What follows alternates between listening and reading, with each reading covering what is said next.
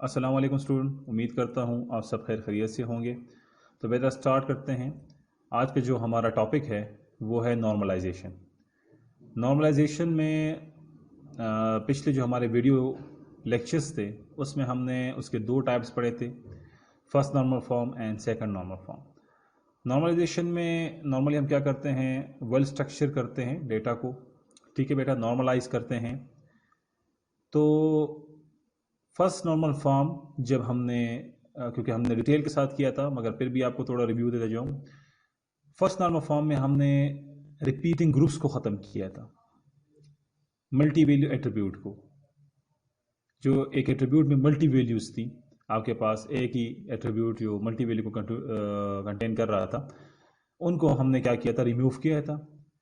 और उसमें हमने फंक्शनल डिपेंडेंसी यूज़ की थी कि जो लेट्स सपोज एग्जांपल आपको दे देता हूँ, मेरे पास एम्प्लॉय आईडी है, एम्प्लॉय नेम है, तो मुझे एम्प्लॉय फ़ोन नंबर है। तो अगर मुझे एम्प्लॉय आईडी का पता होगा तो तभी मैं एम्प्लॉय नेम को भी पता लग सकता है मुझे, और उसी एम्प्लॉय आईडी के थ्रू मैं एम्प्लॉय का फ़ोन नंबर भी पता लगा सकता हूँ। तो ये फंक्शनल डिपेंडेंसी है जिसमें नॉन की जो एट्रीब्यूट है वो नाउन की के ऊपर ही डिपेंड करते हैं, ठीक है बेटा। तो फर्स्ट नॉर्मल फॉर्म में क्या किया था, रिपीटिंग ग्रुप्स को ख़त्म किया था हमने और यूज़ किया था फंक्शनल डिपेंडेंसी को हमने, ठीक है बेटा। फिर हमने सेकंड नॉर्मल फॉर्म को डिस्कस किया था, और सेकंड नॉर्मल फॉर्म में टेबल जब आप बनाते हैं, सेकंड नॉर्मल फॉर्म अप्लाई करते हैं, तो उससे पहले आपके पास जो टेबल है आपका वो फर्स्ट नॉर्मल फॉर्म में होना चाहिए, ठीक है जी। तो सेकंड नॉर्मल फॉर्म में हमने फुल फंक्शनल डिपेंडेंसी को यूज़ किया है जिसमें non key attribute fully functionally depend कर रहा हो प्राइमरी की के ऊपर, ठीक है ना बेटा। फुल फंक्शनल डिपेंडेंसी को हमने क्या किया था, यूज़ किया था। बेसिकली नॉर्मलाइजेशन में अगर आप देखते फर्स्ट नॉर्मल फॉर्म के बाद सेकंड नॉर्मल फॉर्म में, तो आपके पास जो टेबल है वो वर्टिकली फ्रेगमेंट हो रहे थे। क्या हो रहे हैं, वर्टिकली फ्रेगमेंटेशन इसकी हो रही थी, ठीक है ना बेटा। तो हम टेबल को क्या कर रहे थे, नॉर्मलाइज कर रहे थे। और एक बात आप जहन में याद रखिए कि डेटाबेस जब आप सर्वर में काम करते हैं प्रैक्टिकली, तो उसमें कोई ऑप्शन नहीं है नॉर्मलाइजेशन का। अच्छा, ये आपने खुद करना पड़ता है। जिस तरह आपको वहाँ पे many to many, one to one, one to many, many to many तो खैर एग्जिस्ट ही नहीं करते, क्योंकि जब वो मैन टू मैनी आएगा तो फिर हम एसोसिएटिव एंटिटी का इस्तेमाल करेंगे। मगर इन चीज़ों का कोई ऑप्शन आपके पास उसमें नहीं होता, ये आप खुद ही इस्टेब्लिश करते हैं, बनाते हैं और आपको पता चल जाता है। तो नॉर्मल फर्स्ट नॉर्मल फॉर्म में क्या था, repeating groups and functional dependency को हमने यूज़ किया। सेकंड नॉर्मल फॉर्म में हमने फुल फंक्शनल डिपेंडेंसी के ऊपर काम किया, ठीक है बेटा। और आपको बाकायदा प्रैक्टिकल एग्जांपल्स मैंने करवाए थे, और at the end of this topic, ये जो नॉर्मलाइजेशन है इसके ऊपर आपको असाइनमेंट्स मिलेंगे, क्विजेस मिलेंगे, ठीक है ना बेटा, जिससे आपके और भी इंशाल्लाह प्रैक्टिस हो जाएगी कि आप एक टेबल को किस तरह नॉर्मलाइज करेंगे, ठीक है। तो आज जो इसकी हम थर्ड जो टाइप है हमारे पास, थर्ड नॉर्मल फॉर्म को डिस्कस करेंगे, ठीक है बेटा। इंतहाई सिंपल है। अगर आप थर्ड नॉर्मल फॉर्म में आएंगे तो टेबल आपके पास फर्स्ट नॉर्मल फॉर्म में हो, सेकंड नॉर्मल फॉर्म में होनी चाहिए, ठीक है ना बेटा। जिस तरह सेकंड नॉर्मल फॉर्म में आते हैं और आपके पास टेबल फर्स्ट नॉर्मल फॉर्म में पहले होनी चाहिए, तो इसी तरह अगर आप थर्ड नॉर्मल फॉर्म में आ रहे हैं तो आपके पास टेबल सेकंड नॉर्मल फॉर्म में होनी चाहिए, ठीक है बेटा। तो पहला जो डिपेंडेंसी है इसमें है वो ट्रांजिटिव डिपेंडेंसी। ट्रांजिटिव आपने मैथ्स में भी पढ़ा होगा, ठीक है बेटा। और सिंपल आपको समझा दूं इसकी एग्जांपल, ए लार्जर है बी से, बी लार्जर है सी से, ठीक है। तो क्या मैं इस तरह कह सकता हूं कि ए लार्ज है सी से? यस, क्योंकि ए ग्रेटर है बी से और बी ग्रेटर है सी से, तो डेफिनेटली ए ग्रेटर हुआ किससे? सी से। इसमें हम ऑब्जेक्ट्स को डायरेक्ट पिक करते हैं, ठीक है ना। तो इसे कहते हैं ट्रांजिटिव। इस तरह मैथ्स में भी होगा, ए डिटरमिन बी, बी डिटरमिन सी, और फिर आपने कहा ए डिटरमिन सी, ठीक है ना बेटा। तो मैथ्स में आपने ट्रांजिटिव फंक्शंस आपने पढ़े होंगे। तो इसी तरह ट्रांजिटिव डिपेंडेंसी का मतलब ये है कि अगर ए ग्रेटर है बी से और बी ग्रेटर है सी से, तो हम इस तरह कह सकते हैं कि ए ग्रेटर है किससे? सी से, ठीक है ना। क्योंकि ऑलरेडी ए ग्रेटर बी से भी हुआ और फिर बी जो है वो ग्रेटर है सी से, तो इट्स मीन ए ग्रेटर हुआ किससे? सी से आपके पास। तो इसका ट्रांजिटिव, ठीक है बेटा। तो transitive dependency is a condition, एक कंडीशन है आपके पास in which an attribute is depend on attribute that is not part of the primary key, जिसमें एक एट्रीब्यूट डिपेंड करता है एक एट्रीब्यूट के ऊपर जो कि पार्ट नहीं होता प्राइमरी की का। ठीक है, यानी ये एक कंडीशन है आपके पास।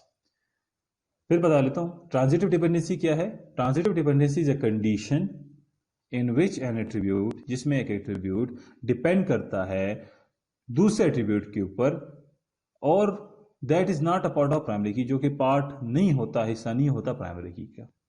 Suppose there is a relation book as follow. यहां पे अगर आप देखें तो आपके पास है बुक टेबल है, book ID, book description, category ID, category description, we can write it book ID determine category ID, category ID determine category description. ठीक है जी।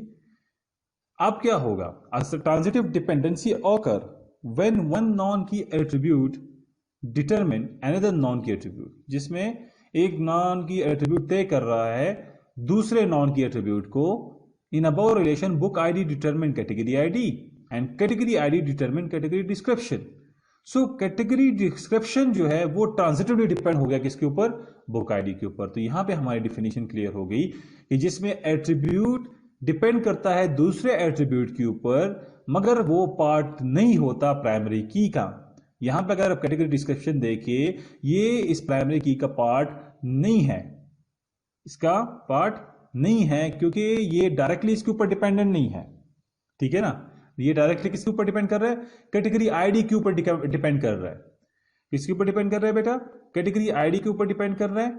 ठीक है, तो इस तरह के जो एट्रीब्यूट्स है, मतलब ये एट्रीब्यूट क्या हुआ, ये इसका ट्रांजिटिव डिपेंडेंसी, जिसमें ये जो एट्रीब्यूट है नॉन की एट्रीब्यूट दूसरे नॉन की एट्रीब्यूट के ऊपर डिपेंड कर रहा है जो कि हिस्सा नहीं है प्राइमरी की का।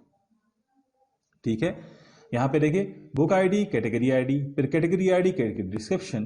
तो इसमें कहा क्या, transitive dependency occur when one non key attribute determine another non key attribute, जब एक नॉन की एट्रीब्यूट डिटरमिन करे दूसरे नॉन की एट्रीब्यूट को in above relation book ID determine category ID and category ID determine category description. ये non key attribute इसके ऊपर है ना, डिपेंड कर रहे हैं, नॉन की एट्रीब्यूट है डिपेंड कर रहे हैं।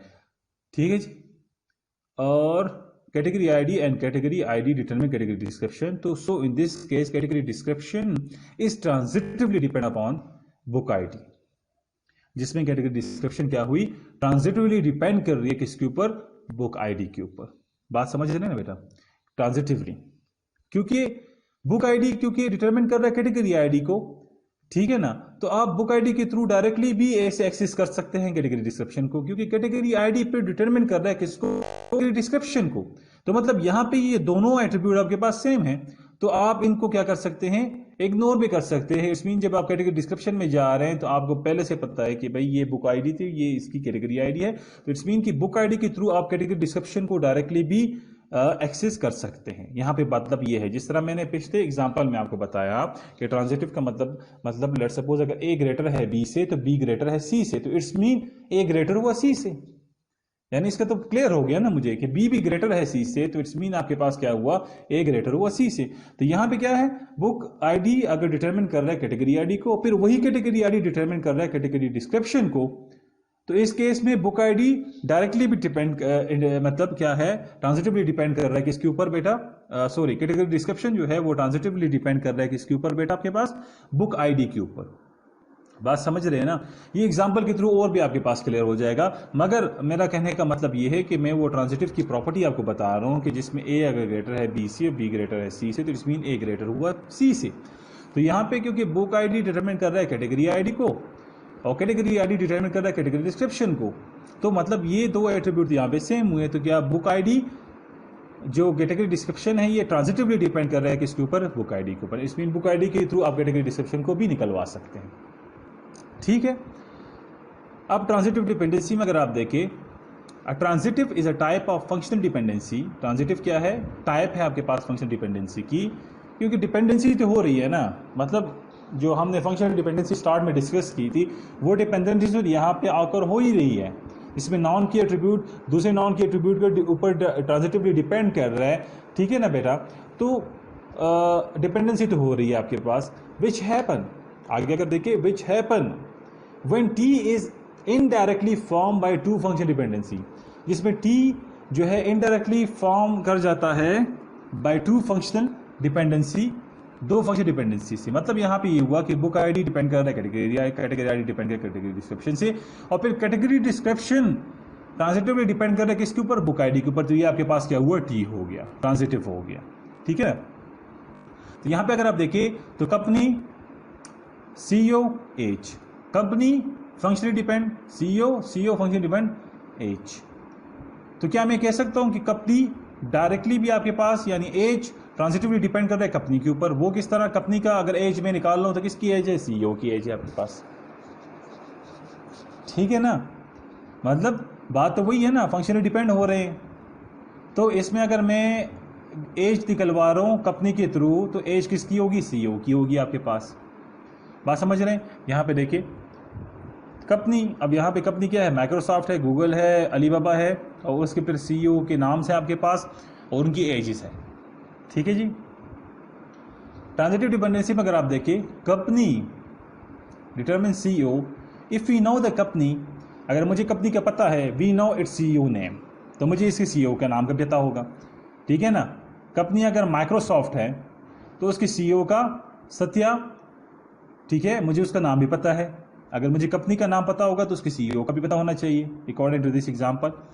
If we know the company, we know its CEO name, CEO age, if we know the CEO, अगर मुझे पता है सीईओ का, वी नो द एज, उसका एज का भी मुझे पता होगा। मतलब सीईओ के थ्रू आप उसका एज भी फाइंड आउट कर सकते हैं।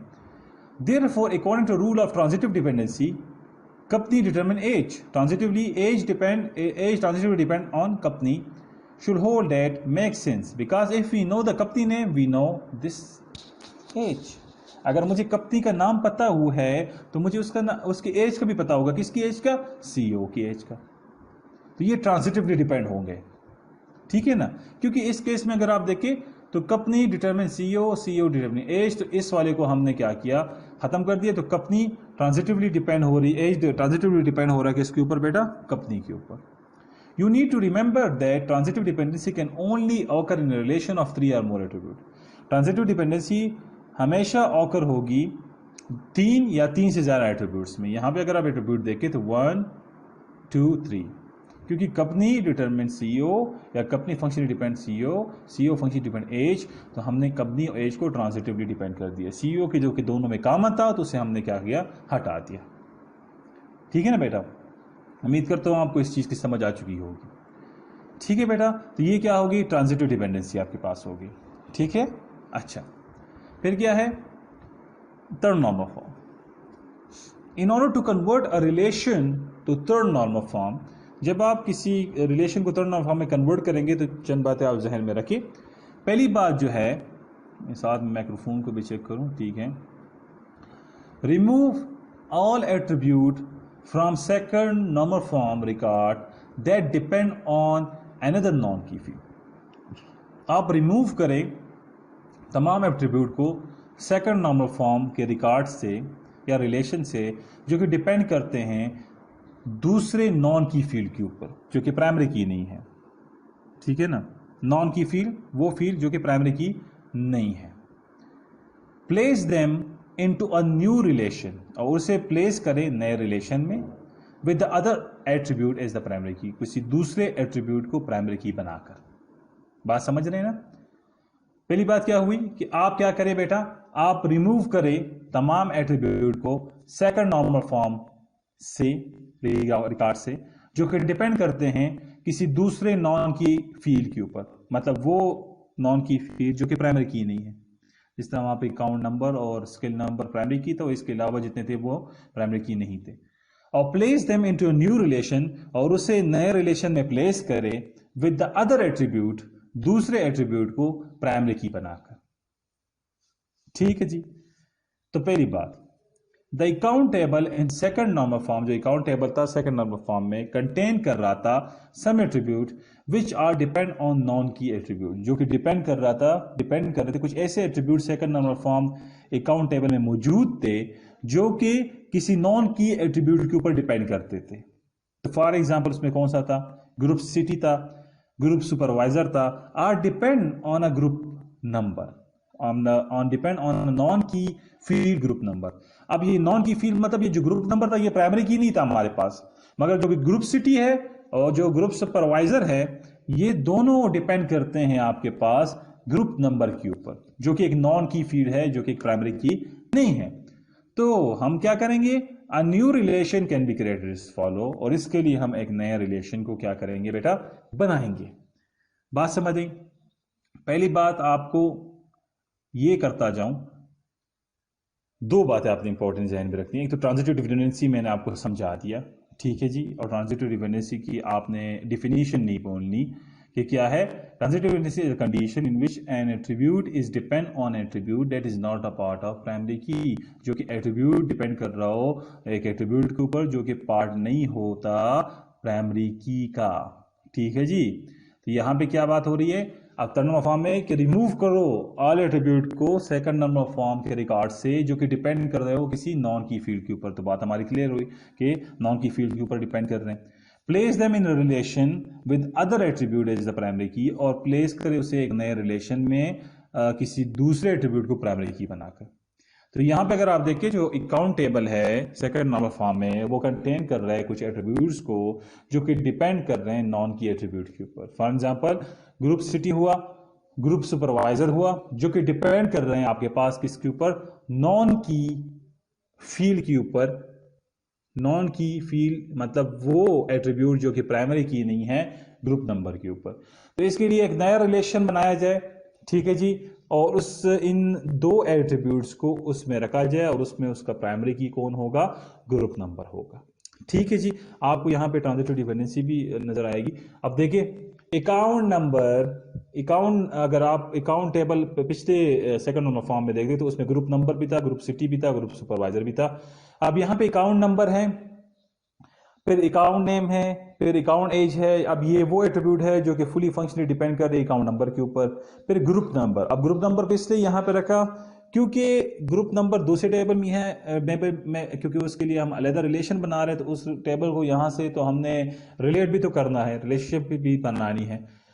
तो ग्रुप नंबर, और ग्रुप नंबर के लिए फिर अलग एक टेबल आया, the second table create from the account table in first number form is group number, group city and group supervisor. Sorry ये दोनों सिटी हो गए, फिर आप इसमें एक सुपरवाइजर कर ले, group city and group supervisor. अब ये दो ऐसे एट्रीब्यूट है जो कि आपके पास क्या है, डिपेंड करते हैं ग्रुप नंबर के ऊपर। तो ग्रुप नंबर को हमने क्या बनाया, यहाँ पे हमने ग्रुप नंबर को प्राइमरी की बनाया यहाँ पे, ठीक है बेटा। फिर both account table and group table contain the attribute group number, this attribute is used to join both table. तो क्योंकि दोनों अकाउंट टेबल में भी ग्रुप नंबर है और ग्रुप टेबल में भी ग्रुप नंबर है, तो इसलिए ये दोनों टेबल्स आपके पास क्या हो जाएंगे, ज्वाइन हो जाएंगे। The skill table in second normal form contain no attribute which is depend on non-key attribute. It is already in third normal form. ये already आपके पास third normal form में है and we will be used without any further change. तो इसमें कोई इस तरह का एट्रीब्यूट है ही नहीं, तो इसलिए हम ये ऑलरेडी थर्ड नॉर्मल फॉर्म में है, तो इसमें और चेंजेस हम क्या करेंगे बेटा, नहीं करेंगे। जिस तरह था एज इट इज हमने उसी तरह यहाँ पे दोबारा लिख दिया है, ठीक है। फिर क्या है, प्रोफिशिएंसी टेबल अगर आप देखिए, the proficiency table in second normal form also contain no attribute which is depend on non key attribute, it is already in third normal form. और ये वाला भी जो टेबल था ये भी आपके पास क्या है जी, थर्ड नॉर्मल फॉर्म में है and will be use without any further change, और इसमें हम फर्दर चेंजेस नहीं करेंगे। अकाउंट नंबर, स्किल नंबर है, प्रोफिशिएंसी कोई नॉन की एट्रीब्यूट यहाँ पे इस तरह का नहीं है जो कि नॉन की एट्रीब्यूट के ऊपर डिपेंड करे, तो इसलिए ये टेबल को विदाउट चेंजेस हम यहाँ पे प्लेस करवा देंगे, ठीक है बेटा। तो ये हो गया आपके पास थर्ड नंबर फॉर्म। अब यहां पे आप थोड़ा समझा दूं, तो ये अकाउंट नंबर फिर ग्रुप नंबर। अब ग्रुप नंबर ठीक है, यहां पे जब प्राइमरी की यूज हो रहा है तो यहां पे एज अ फॉरेन की यूज हो रहा है, ठीक है, ये दोनों कनेक्ट हो गए। फिर क्या है, स्किल नंबर, स्किल कैटेगरी। तो यहां पे अगर आप देखिए अच्छा okay, skill number and skill category आपके पास अलग आ गया। फिर यहां पे देखिए account number, skill number and proficiency, ये तीनों आपके पास, अकाउंट नंबर यहाँ पे मौजूद है, यहाँ पे जब फॉरेन की हो जाएगा, और स्केल नंबर आपके पास यहाँ पे है तो फॉरेन की यहाँ पे यूज हो जाएगा, ठीक है बेटा। तो ये आपके पास तमाम टेबल्स आपस में क्या है, कनेक्टेड है। हमने क्या की, हमने वर्टिकल फ्रेगमेंटेशन की, डेटा को वेल स्ट्रक्चर किया। फर्स्ट नॉर्मल फॉर्म में क्या किया, रिपीटिंग ग्रुप्स को खत्म किया, ठीक है बेटा। और फंक्शनल डिपेंडेंसी यूज़ की, सेकंड नॉर्मल फॉर्म में फुल फंक्शनल डिपेंडेंसी यूज़ की, थर्ड नॉर्मल फॉर्म में ट्रांजिटिव डिपेंडेंसी हमने यूज़ की। ठीक है बेटा। और नॉन की एट्रीब्यूट जो नॉन की के ऊपर डिपेंड कर रहे थे उसे हमने अलग रिलेशन में रखा। ये कंप्लीट प्रोसीजर था जिसके थ्रू आप टेबल को नॉर्मलाइज कर सकते हैं बेटा। जब आपको कोई रिक्वायरमेंट्स मिले और इस तरह का टेबल मिले जो कि नॉर्मलाइज ना हो, तो आप उसके ऊपर क्या कर सकते हैं, इन रूल्स को अप्लाई कर सकते हैं और टेबल को नॉर्मलाइज कर सकते हैं। बड़े एक इंपॉर्टेंट टॉपिक है डेटाबेस में, क्योंकि अगर मैंने बहुत से स्टूडेंट्स देखे हैं जो प्रोजेक्ट्स करते हैं और काम कर लेते हैं मगर डेटाबेस के टेबल्स को नॉर्मलाइज नहीं करते। बड़े बड़े टेबल उनके होते हैं जिसमें बहुत से एट्रीब्यूट्स उन लोगों ने डाले होते हैं, हालांकि वो एट्रीब्यूट्स प्राइमरी की के ऊपर डिपेंड ही नहीं करते, नॉन की एट्रीब्यूट्स के ऊपर डिपेंड करते हैं, मगर उसी एक टेबल में डाला होता है और डेटा फिचिंग कर रहे होते हैं। बेटा तो आप प्रोफेशनल बने। इन ये जो टॉपिक्स होते हैं ये हम ऐसे नहीं पढ़ाते कि बस पढ़ा दिया किस्सा ख़त्म। ये तो ऑनलाइन चल रहा है। अगर ये क्लास में होते तो हम क्योंकि इसमें क्वेश्चन आंसरिंग भी होती है और काफ़ी डिटेल से हम इसे डिस्कस करते हैं, मगर बात वही है बेटा कि ये ऐसे नहीं पढ़ा जाते, ये इंपॉर्टेंट है। मैंने बहुत से स्टूडेंट देखे हैं, 70-80% स्टूडेंट जो कि इस चीज़ के मिस्टेक करते हैं कि वो टेबल्स को नॉर्मलाइज नहीं करते। टेबल को वही पुराने जिस तरह मैंने कहा ना कि जो ज़्यादातर एट्रीब्यूट्स होते हैं वो प्राइमरी की ऊपर डिपेंड ही नहीं करते, मगर उन लोगों ने डाले होते हैं और एक ही टेबल से डेटा को गेट कर रहे होते हैं, क्योंकि वो डरते हैं कि हम टेबल को फ्रेगमेंट किस तरह करेंगे, मतलब नॉर्मलाइज किस तरह करेंगे, फिर रिलेशन किस तरह बनाएंगे। हालांकि ये तमाम चीज़ें वो प्रैक्टिकली कर चुके होते हैं, मगर उनका बहाना ये होता है कि ये बहुत टफ काम है। तो बेटा आपने प्रोफेशनल काम करना होगा तो आपके लिए जॉब्स भी अवेलेबल होगी। अगर आप प्रोफेशनली काम नहीं करेंगे तो आपके लिए डेवलपिंग की जॉब्स अवेलेबल नहीं होती। और डेटाबेस डेवलपर पाकिस्तान में बहुत ज़्यादा स्कोप है इसका, क्योंकि हर चीज़ अब ऑटोमेशन की तरफ जा रही है, तो डेटाबेस डेवलपर की ज़रूरत होती है, डेटाबेस एडमिनिस्ट्रेटर की ज़रूरत होती है। तो इन चीज़ों में आपको काम आना चाहिए। ठीक है बेटा। तो थैंक यू, आज के लिए इतना काफ़ी है। नेक्स्ट लेक्चर में इंशाल्लाह, नेक्स्ट वीडियो में हम इंशाल्लाह और टॉपिक्स को डिस्कस करेंगे और उम्मीद करता हूँ कि आपको इन टॉपिक्स की समझ आ चुकी होगी। ठीक है बेटा। फिर भी अगर नहीं आई तो आप मुझे व्हाट्सएप के ऊपर कांटेक्ट कर सकते हैं और हम इसे फर्दर डिस्कस करेंगे।